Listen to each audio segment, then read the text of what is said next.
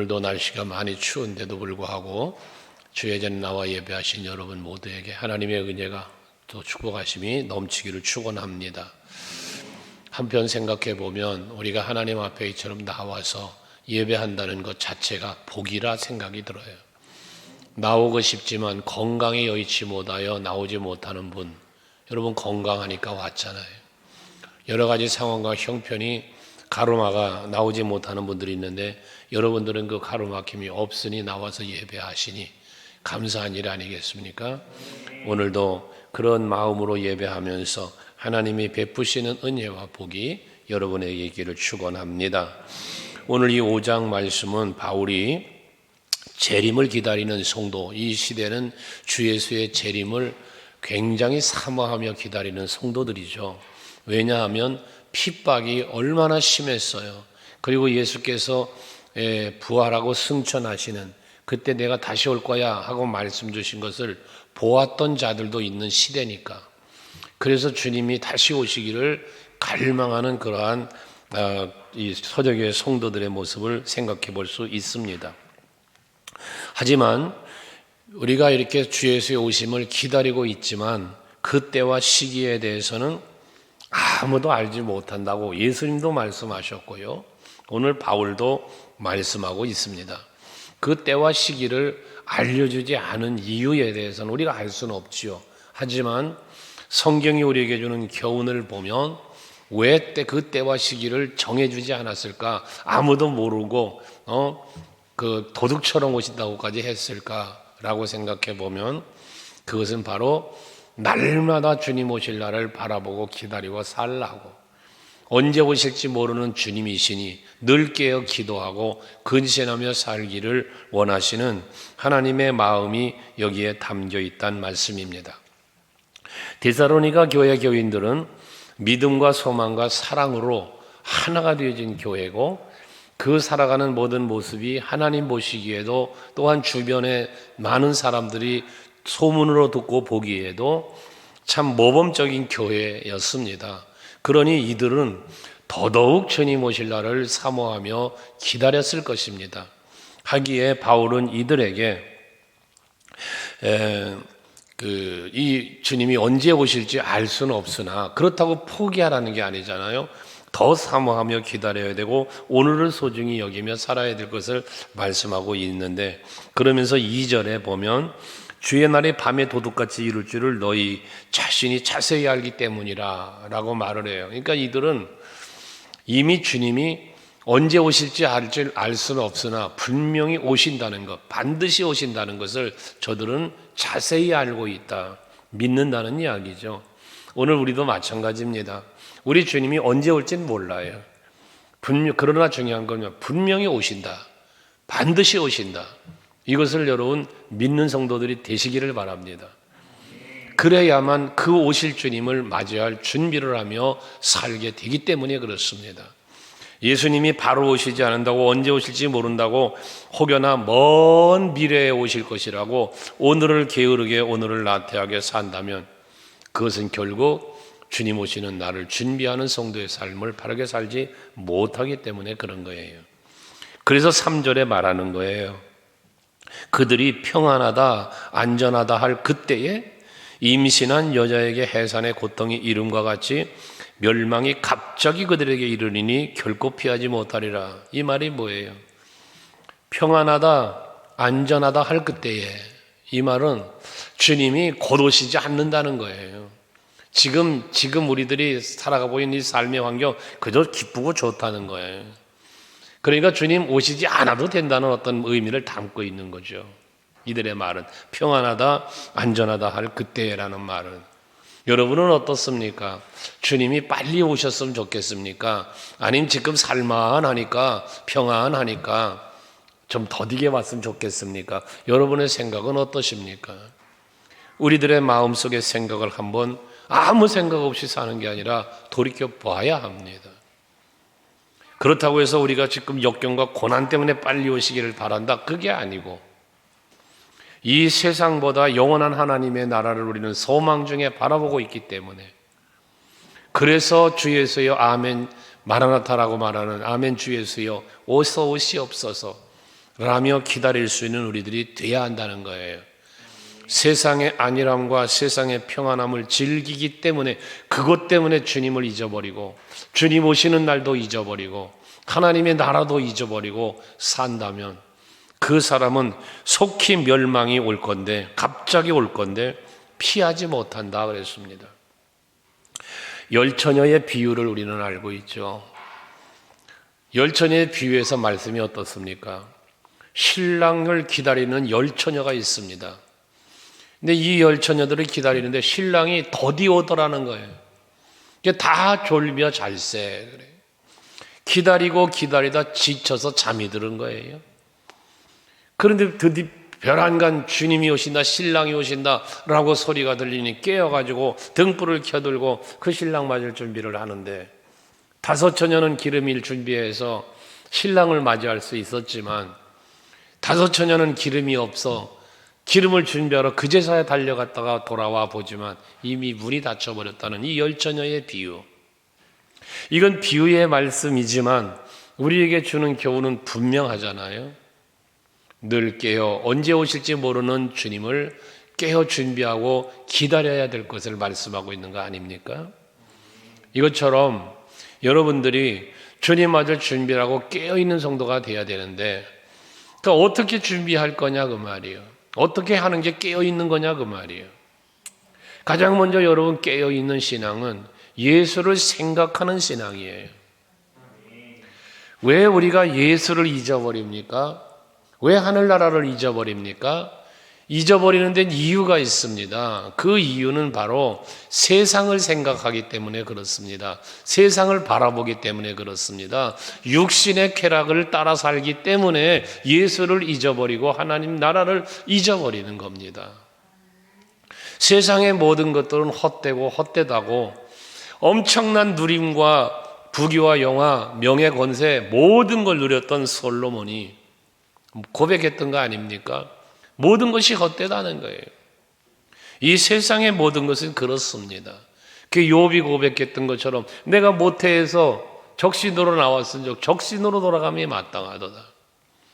어머니 몸에서 태어날 때 뭘 갖고 왔습니까? 우리가 가져온 거 아무것도 없습니다. 하나님이 주신 생명 밖에 없어요. 갈 때 마찬가지입니다. 아무것도 못 가지고 갑니다. 아무리 세상에서 권세와 부귀와 영화를 아무리 누렸어도 갈 때는 여러분 똑같이 갑니다. 빈손으로 가는 겁니다. 하기에 우리는 세상의 평안과 세상의 안일함 때문에 하나님을 잊어버리고 그 오실 주님을 잊어버리고 망각하며 살지 않아야 된다. 그래야 심판을 피할 수 있다는 거거든요. 그 4절에 형제들아 라면서 데살로니가 교인들을 향한, 세상 사람들은 평안하다 안전하다라고 할 때 깨어있지 못하고 예수 생각하지 못하고 하나님 나라를 바라보지 못하고 사는 사람들은 갑자기 오시는 예수 맞을 준비가 안 돼 있으니까 해를 당할 것이고 피할 수 없지만, 그러나 형제들아, 그러나 서강교회 성도들아, 이 말 아니겠어요? 오늘 예배하는 여러분들 아니겠습니까? 너희는 어둠에 있지 아니하며 그날이 도둑같이 너에게 임하지 못하리니. 도둑은 낮에 오지 않아요. 밤에 와요. 그럼 여기 너희들은 어둠에 있지 않다는 말은 무엇입니까? 여기서 말하는 어둠은 뭐예요? 세상이에요. 세상의 죄악, 세상의 쾌락, 즐거움, 이게 다 어둠에 해당되는 것들이에요. 그러니 어둠에 있지 않다는 건 세상에 빠져 살지 않는다는 거죠. 너희는 그럼 어디에 있다? 어둠에 있지 않다는 건 빛 가운데 있다는 것 아니에요. 그럼 빛 가운데 있는 게 뭐예요? 참빛 대신 예수, 그리스도 안에 있는 거죠. 요한복음 1장에 보면 참빛, 그 참빛으로 이 땅에 예수께서 오심을 1장 9절에 요한복음 1장 9절에 말하지 않습니까? 이렇게 예수께서 오셨는데 그 예수를 영접하였고 그 예수를 믿는 성도이기에 너희는 어둠에 있지 않다는 거예요. 오늘 예배하시는 성도 여러분들도 어둠에 있는 성도가 아니라 빛 가운데 사는 성도이기를 원합니다. 그러면 찬송가 중에 태산을 넘어 험곡에 가도 빛 가운데로 걸어가면 길 잃어버릴 염려가 없다잖아요. 여러분, 빛 가운데 사는 것, 어둠에 있지 않는 것, 이거는 예수 안에 있는 거요, 말씀 안에 있는 것이며, 세상에 묻혀 사는 게 아니라 하늘의 소망을 갖고 사는 사람의 모습을 말하고 있는 거다 말입니다. 여러분, 빛 가운데 길 대신 예수 바라보고 그 예수와 동행하는 여러분들이 되셔서 어둠에 묻혀 사는 자가 아니라 항상 주님 오실 날을 깨어 기다리는 낮 가운데 사는 분들이 되셔서 언제 오시든 상관없이 주님을 만날 수 있고 그 앞에 들림받아 올라갈 수 있는 여러분 모두 되시기를 바랍니다. 그 5절은 말하는 거예요. 너희는 다 빛의 아들이요 낮의 아들이라 우리가 밤이나 어둠에 속하지 아니하나니 라고 했습니다. 빛의 아들, 낮의 아들, 이게 곧 뭐예요?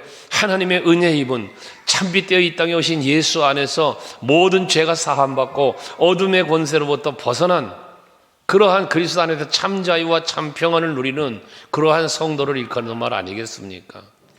그래서 어둠의 권세가 나를 해하지 못하고 어둠의 권세가 나를 미혹해도 이걸 이겨낼 수 있는 힘을 가진 이게 바로 빛의 아들이요 낮의 아들에 해당되는 성도를 가리키는 말입니다. 바울은 우리 성도들에게 일컬어 권면하기를 빛의 갑옷을 입어라 라고 말씀하잖아요. 빛의 갑옷을 입어라. 빛의 갑옷을 입을 때 그것이 곧 하나님의 아들이요 그것이 여기 말하는 빛의 아들이요 낮의 아들이 되는 것 아니겠어요? 그럼 빛의 갑옷을 입는다는 것은 결국 무엇이에요? 이 어둠의 권세를 물리친 것이니까 말씀으로 옷 입고 모든 착함과 의로움과 여러분 이것이 빛의 갑옷을 입는 거라고 말하지 않습니까? 선을 행하는 것이죠. 하나님 말씀대로 사는 것이죠. 이게 바로 어둠에 속하지 않은 빛의 아들의 모습입니다. 그러므로 이 빛의 아들은 낮의 아들 된 어둠에 속하지 않은 사람들은 6절에 그러므로 우리는 다른 이들과 같이 자지 말고 오직 깨어 정신을 차릴지라 그랬어요. 잠들지 않는 영혼. 육신이 어떻게 잠을 안 자겠습니까? 육신은 피곤하면 잠을 자야죠. 여기서 잠을 자지 않는다는 것은 결국 무엇을 말합니까? 영적으로 잠들지 않은 것을 말하는 거예요. 영적으로 깨어 있는 거예요. 그래서 그 뒤에 깨어 정신을 차릴지라라고 말씀을 하고 있습니다. 여러분, 우리가 그런 말을 하죠. 저 사람 정신줄을 놓았어. 뭔가 넋 빠진 사람, 이런 사람을 일컬어 정신줄 놓았다, 넋이 빠졌다, 이런 표현을 하잖아요. 여러분들의 영혼이 정신줄 놓으면 안 돼요. 세상 것에 넋이 빠지면 안 돼요. 그러면 여러분 영적으로 잠이 드는 거예요. 그게 병들고 자는 거거든요. 그러니까 그러지 않기 위해서 우리는 뭐하라? 깨어 있어라, 정신 차려라 라고 말하는 것입니다. 사도 베드로에 대해서 말하기를 우는 사자처럼 사단 마귀가 삼킬 자를 찾는다는 거 아니에요?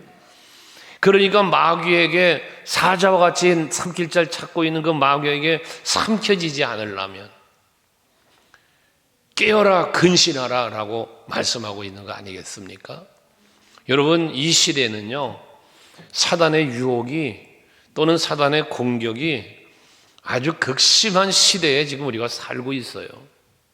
이 지금 성경이 기록된 초대교회는 육체적 핍박이 강했지만 오늘날 우리들에게는 이런 박해는 아니지만 오히려 더 우리의 영성을 무너뜨리는 세상의 안일함들이 여러분들을 괴롭히고 있고 미혹하고 있단 말이죠. 이거를 이겨낼 수 있어야 된단 말이에요. 그러려니까 깨어 있어야 된다는 거예요. 그러니까 정신 차려야 된다는 거예요. 여러분, 어느 목사님이 우리 목사님들 만나서 이런저런 교회 주일학교 이야기를 하는 중에 요즘 주일학교가 교회마다 다 어려움을 겪어요.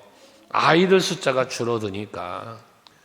우리 교회는 뭐 오늘도 애기들 와서 이렇게 예배 함께 드리고 비록 시끄럽기도 하고 그러지만 뭐 로비에서 애들 떠들어대는데 정신이 하나도 없더라고. 그렇지만 어쨌든 감사한 일이고요. 근데 어려움을 겪는 그것 부분에도 얘기할 때 그런 얘기가 어느 분이 나오더라고요. 여러분들도 마찬가지예요.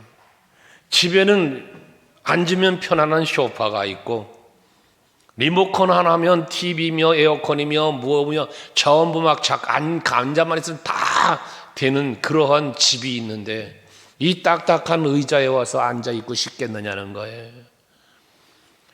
교회에 오면 맨날 성경이나 읽으라고 데리고 앉아서 집에서도 하기 싫은 공부, 공과 공부한다고 데리고 앉아가지고 그러니 애들이 오고 싶어 하겠냐는 거예요. 그래서 교회가 집보다 더 편안하게, 집보다 더 즐겁게 해줘야 부흥이 된다는 얘기를 해요. 들어보면 일리가 있죠? 여러분, 우리 교회도 이 의자 집어치우고 푹신한 소파 같은 영화관 같은 어떤 그런 의자 좀 갖다 놓을까요? 맞는 얘기 같아요. 어쩌면 일리가 있어요. 근데 그것은 육신의 평안함이잖아요. 여러분, 왜 그런 말이 나오고 그런 부분들에 대해서 자꾸 생각을 하느냐면, 육체의 편안함과 육체의 안일함을 추구하고 있기 때문에 그러는 거예요. 여러분, 우리는 육체적으로 고난을 당해도 내 영이 산다면 나를 쳐서 복종케 하며 하나님의 기쁨이 되는 삶의 자리로 나아갈 수 있는 우리들이 되어야 한다는 거죠. 아멘 되시나요? 그래서 깨어 있어야 된다는 거예요. 그래서 점점 더 편안한 것만 찾아가려고 하고 점점 더 나태해지고 게으르져 가는 이런 일이 벌어지는 거예요. 여러분들, 그리스도의 몸된 교회를 위하여 또 영원한 하나님의 나라를 준비하는 마음으로 늘 깨어 근신하며 정신 차리고 신앙생활하는 여러분 되시기를 바랍니다. 세상 것에 정신줄 놓지 말아요. 다른 사람들은 이러는데 저 사람은 저러는데, 그러면 여러분 그런 말 정말로 하지 말아요. 간혹 그런 얘기를 듣거든요. 누가 이러는데 나보다 먼저 믿음 생활 한 분, 아무런 어떤 직분을 가지고 계신 분도 그러는데, 그러면 그 사람이 하나님 앞에 책망받은, 여러분도 책망받을래요? 아니잖아요. 남들이 어찌하든 간에 누가 뭐라 하든 간에 왜 그 잘못된 걸 따라가려 합니까? 잘된 걸 따라가야죠. 잘된 것을 따라가야죠. 복된 길을 걸어가야죠. 왜 예수님이 좁은 문으로 돌아가라, 좁은 길로 가라 말합니까? 그 길은 좁고 그 문은 협착하지만 왜 그 길을 가야 합니까? 그 길이 생명의 길이니까요. 여러분들 정신 차리세요. 깨어 있어야 돼요. 바울은 말했잖아요. 부습을 줬던 옛사람 벗어버리고 새 사람으로 입으라고. 여러분 자꾸 새로워져야 돼요. 자꾸 새로워져야 돼요. 옛날에 이랬는데, 누구는 그러는데 누구는 저러는데, 다른 교회는 이러는데, 그거 말하지 말아요. 여러분들, 하나님이 나에게 요구하시는, 지금 하나님이 나에게 명하시고 지금 하나님이 나를 여기 요구하시는 게 무엇이며, 지금 나를 유혹하는 사단은 지금 무엇으로 유혹하는지를 깨어 정신 차려서 헤아릴 수 있는 여러분들이 되시기를 바랍니다. 그러면서 7절 말하죠. 자는 자들은 밤에 자고 취하는 자들은 밤에 취해야 돼요. 이 어둠의 권세에 빠진 자들을 말하는 거 아닙니까? 그러니까 여러분, 신앙생활을 제대로 하지 못하고 잠들어 있는 신앙생활하는 사람은 다 어둠에 빠진 사람들이에요. 여러분, 어둠에 빠진 사람들. 여러분에게 그런 말을 하잖아요. 안 바빠서 여러분 여기 있습니까? 피곤하지 않아서 있어요? 여러분들은 형편과 사정이 없어서 여기 있나요? 아니잖아요. 이 깨어있는 자, 정신 차린 자와 잠든 자의 차이라는 거예요. 그래서 8절에 우리는 낮에 속하였으니 정신을 차리고, 또 말하죠. 정신 차리고. 그럼 정신 차린 사람은 어떻게 한 사람이냐? 믿음과 사랑에 호신경을 붙이고 구원의 소망에 투구를 쓰자. 정신 차렸다는 게 결국 뭐냐? 믿음과 소망 안에 서 있는 사람을 말하는 거예요. 믿음으로 하나님 나라를 바라보는, 또 사랑으로 미움을 이기고 사랑으로 예수 십자가를 바라보고 예수 마음을 품는, 이게 정신 차리고 깨어있는 성도의 모습이라는 거죠. 여기 호심경이라는 말을 했는데, 이 가슴에 차는 이 갑옷 같은 거예요. 갑옷. 우리 이제 여러분 그런 거 갑옷을 생각하시는데, 이 창을 맞거나 활을 맞아도 이게 심장을 가슴을 찌르지, 몸을 해하지 못하도록 이 철로 만든 이걸 말하는 거거든요. 그만큼 뭐한 거예요? 이거는 강한 거예요. 어떤 그 축구 평론가가 이야기하는 걸 제가 잠깐 들으니까 창과 방패, 운동에는 그러잖아요. 어떤 날은 공격력이 세고 어떤 날은 방어력이 세다 그래서 이걸 창과 방패로 비유하는데 그런 비유를 하더라고요. 방패가 창보다 강하다. 창이나 활로 찔러도 뚫리지 않는 게 방패이기 때문에 방패가 창보다 강하다. 이런 논리를 피는 걸 들은 바가 있어요. 그러니까 우리들도 보세요. 에베소서 6장에서 하나님의 전신갑주로 우리가 입고 무장해야 될 것을 사도 바울이 말하는데 모든 무장이요 방어적인 무기예요. 투구부터 시작해서 위에 흉배, 허리에 질띠 다 방어적인 거예요. 그리고 마지막에 성령의 검, 공격 무기를 하나 들라고 해요. 물론 다 말씀이에요. 먼저 우리가 해야 될 일은 뭐냐? 방어예요, 방어. 모든 악의 권세, 사단의 권세의 유혹과 공격을 막아낼 수 있는 방어력이 여러분에게 있어야 되는 거거든요. 그 다음이 뭐예요? 공격이에요. 그러니까 방어와 공격은 동시적인 것이지만 구별한다면 먼저 나를 지킬 수 있는, 나를 방어할 수 있는 능력이 있어야 된다는 거거든요. 그런 이 방어 능력은 뭐다? 이게 곧 말씀이란 말이에요. 믿음이란 말이에요. 소망이란 말이에요. 우리 서강교회 성도들은 여기 성경에서 말하고 있는 정신 바짝 차려서 믿음과 사랑에 호신경 붙이고 소망의 구원의 소망의 투구를 쓰는 여러분들 될 수 있기를 바라는 겁니다. 여기 데살로니가 교회는 이렇게 표현했지만 에베소 교회는 그 다 똑같은 구원의 투구 말하죠. 바로 그런 거예요. 그래서 그렇게 우리가 영적으로 무장하고 악의 어둠의 권세에게 패배하고 넘어지는 자가 아니라 늘 자기를 지키며 이기는 승리자의 삶을 살아가는 여러분들이 되시자는 거예요. 조그만한 유혹에 홀랑 넘어가고 여러분 조금만 공격해도 살랑 자빠지는 이런 연약한 신앙이 아니라 아무리 강한 우는 사자처럼 삼킬자를 두루뭉에 찾아와도 예수의 이름으로 물리치고 막아내고 그리고 오히려 쓰러뜨릴 수 있는 그러한 여러분들이 되자는 거죠. 다윗이 사자나 곰이 와서 양을 움켜가려고 하면 쫓아가서 그 양을 뺏고 자기 해하려고 그러면 수염을 잡아 내동댕이 쳐 죽였다는 이기는 자의 삶. 그게 골리앗도 이기잖아요. 사울 왕의 그 위협도 이겨내잖아요. 이것처럼 여러분들 오늘을 사시는 여러분들도 믿음과 소망과 사랑으로 이 모든 것을 다 이겨갈 수 있기를 원합니다. 9절에도 하나님이 우리를 세우심은 노하심에 이르게 하심이 아니요 오직 우리 주 예수 그리스도로 말미암아 구원을 받게 하려 하십니다.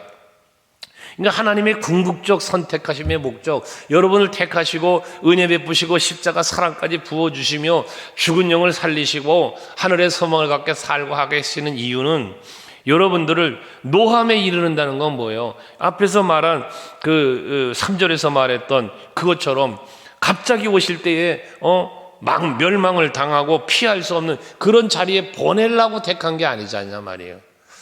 하나님이 여러분을 택하심의 목적, 십자가에 피 흘려 죽으시면서까지 구원하신 목적이 저 영원한 지옥불에 던지려고 그런 건 아니지 않냐 그 말이에요. 여러분들을 구원해 주신 것은 예수 그리스도로 말미암아 구원을 얻게 하려 합니다. 여기 그리스도로 말미암아라는 의미 속에 뭐가 있어요? 예수 믿고 그 은혜 안에서 그 사랑 안에서 살아서 살게 해서 예비된 하나님의 나라 그곳에 이르기를 원하시는 하나님의 마음을 이렇게 표현한 거 아니겠습니까? 그러니까 여러분을 향한 하나님의 마음은 사랑이에요. 그래서 예레미야서 29장 11절 이하에 말씀하시잖아요. 너희를 향한 나의 생각은 재앙이 아니고 평안이라. 그러니까 여러분 우리가 예수를 믿고 신앙생활 할 때 때로는 힘들고 어려운 일 만나죠. 지금 초대교회 그랬잖아요. 예수 믿는다고 죽이는데요. 지금 매를 때리고 감옥에 가두고 사람을 막 죽이는데요. 그러는데도 불구하고 그 믿음을 지키고 그 소망을 가지고 살아가려는 이유는 하나님은 너희를 살리심에 있다는 거예요. 너희를 고통 속에 멸망시키는 자리로 보내시기 위함이 아니고 살리심에 있다는 거예요. 그러니까 이걸 믿으라는 것이죠, 여러분. 그 10절에 예수께서 우리를 위하여 죽으사 우리로 하여금 깨어있든지 자든지 자기와 함께 살게 하려 하셨느니라. 예수님은 십자가 지고 죽으셨지만 부활하셨잖아요. 부활 오실 때 조용히 오셨잖아요. 오실 때 저 마구간에서 구유에서 메시아인지도 모르게 오셨잖아요. 목수 아들로 사셨잖아요. 몰래 오셨어요. 그리고 모르는 사람이 메시아인지 모르는 사람이 더 많았어요. 그런데 나중에 부활은 승천은 어떻게 하셨습니까? 많은 사람들이 보는 앞에 부활하셔서 자기를 나타냈어요. 부활의 주님, 그 사망의 권세를 이기시긴 부활의 능력을 제자들 앞에, 많은 사람들 앞에 보여주었어요. 그리고 충분히 보여주시며 하나님 나라에 다시 그 부활의 소망도 주고 하늘나라의 소망을 가르쳐주고 갖게 하시고 보는 앞에서 들려 올라가셨어요. 뭐 하시는 겁니까? 너희들도 죽을 수 있고 고난당할 수 있지만 견디라는 거죠. 이기라는 거죠. 내가 부활한 것처럼 너희들도 부활할 거라는 거 아니에요? 요한복음 11장에 나사로의 죽음 앞에서 하신 말씀, 나는 부활이요 생명이니 나를 믿는 자는 죽어도 살겠고 살아서 나를 믿는 자는 영원히 죽지 아니하리라. 이게 예수님의 아주 소망적인 메시지 아닙니까? 그러면서 내가 너희들 지금 보는 데서 가는 것처럼 다시 보는 가운데 올 거라고까지 사도행전 1장에 뭔 말씀하시면서 하늘로 오르셨지 않았습니까? 요한복음 14장에서는 너희들로 해 거처를 예비하러 내가 가는 거다, 갈 거다. 예비되면 너희를 내가 영접하러 올 거야. 그러니까 마음에 근심하지 말어. 말씀하신 분이 예수잖아요. 그러므로 여러분들 언제나 우리는 그 예수, 사망의 권세를 이기시고 부활하신 예수를 우리 바라보면서 죽음을 두려워하지 말고 세상의 모든 염려, 근심 거기 빠지지 말고 쾌락에도 빠지지 말고 소망 중에 살아가는 여러분 되시자는 겁니다. 그러니까 11절 마지막 같이 한번 읽어볼까요? 11절 같이 읽습니다. 시작. 그러므로 피차 권면하고 서로 덕을 세우기를 너희가 하는 것 같이 하라. 여기에 중요한 건 뭐냐면 너희가 하는 것 같이 하라 라고 했어요. 너희가 하는 것 같이 하라. 앞에 1장에서 우리가 묵상했던 것처럼 저들은 어떻게 했어요? 믿음의 역사와 사랑의 수고와 소망의 인내, 이것이 저들이 살아가고 있는 현실적인 삶의 모습이란 말이에요. 믿음과 소망과 사랑 안에서. 그러니까 이 너희들이 지금까지 그렇게 잘 살고 있어, 잘 하고 있어. 그러니까 그대로 계속 하라 그 말이에요. 그대로 계속 해라. 뭐를? 피차 권면하고 서로 덕 세우기를 했어요. 그럼 여기서 서로 권면할 때 권면은 무슨 권면이겠어요? 믿음을 지켜야 합니다. 하늘의 소망 가져야 합니다. 우리 예수 사랑을 입은 자들이 우리도 서로 사랑하며 살아야 합니다. 권면하는 거죠. 덕을 세운다는 건 무엇입니까? 다른 말로 말하면 모범이 되는 겁니다. 본이 되어지는 겁니다. 우리 서강교회 성도들이 믿지 않는 이들에게는 물론이려니와 믿는 사람들 앞에도 이처럼 덕을 세우는 교회가 되고 성도들이 될 수 있기를 바랍니다. 그것이 곧 하나님이 바라고 우리에게 원하시는 거니까 말입니다. 그렇게 살려고 힘쓰는 것이 곧 다른 말로 앞에서 말한 대로 표현한다면 그게 깨어있는 거요, 그게 정신을 차린 거며 믿음과 사랑의 호신경을 붙인 거요, 구원의 소망의 투구를 쓴 성도의 삶의 모습이라는 거죠. 오늘 이 말씀을 받고 예배하는 성도 여러분들 모두가 참으로 주님 오실 날이 언제인지 알 수 없는 이때를 살고 있는 우리들로서 오늘이라도 지금이라도 오실 것을 생각하면서 지금이라는 이 시기를 하나님 앞에 정신 차리고 깨어있는 삶으로 영적으로 무장하여 악의 권세의 유혹에 어둠의 권세의 공격에 넘어지지 않고 주님 앞에 서는 날 정말 거룩하고 깨끗한 세마포 옷을 입고 주님을 맞이할 수 있는 여러분 모두가 되시기를 주의 이름으로 축원합니다. 우리 기도하겠습니다.